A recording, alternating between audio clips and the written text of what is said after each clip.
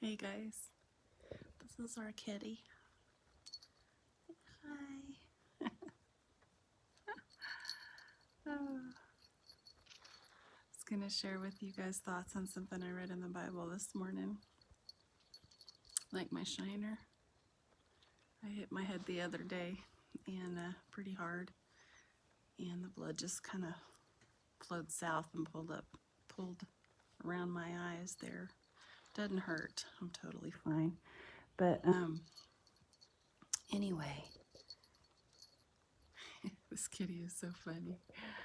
Oh my goodness. I was reading about in the book of Judges, Jephthah, and what he did, he was a judge in Israel, and he was, the Ammonites were going to go to war against Israel, and the Spirit of the Lord came on him and was going to lead him in battle against the Ammonites and give them a victory. So he was already going to have the victory. The Spirit of God was with him.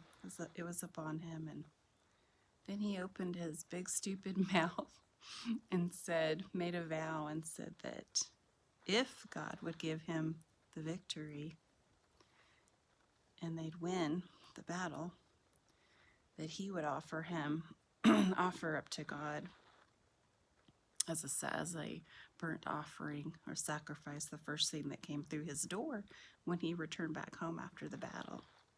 So he made a vow he didn't have to make. And Jesus talks about that in Matthew. Like, he says, you've been told that if you, under the law, if you make a vow to keep it, not to break it, but I tell you not to make a vow at all, you know. And anyway, when they won and he got back home, and his only child, his daughter, came out to greet him, and she sounds like a real sweetheart, guys, and he had to offer her up as a sacrifice. And that wasn't what God wanted. He would have won the battle anyway.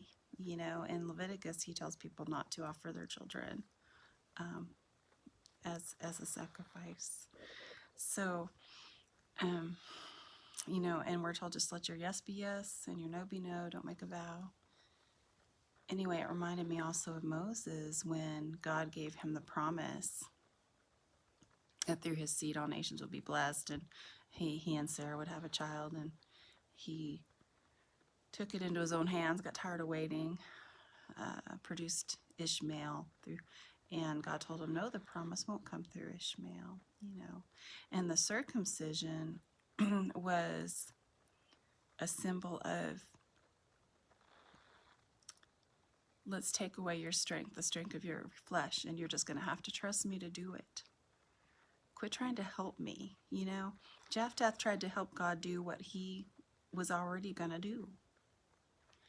And when we try to help the Lord save us, and we try to help ourselves inherit his promises, giving our own efforts in our flesh, we need to remember that we have the circumcision not made with hands, but of the heart. And that circumcision represents not doing things in our own strength, but just believing. All right, I thought I'd share that with you guys. That story has always just made me sad about Jephthah. I just thought it was so tragic. All right, I love you guys.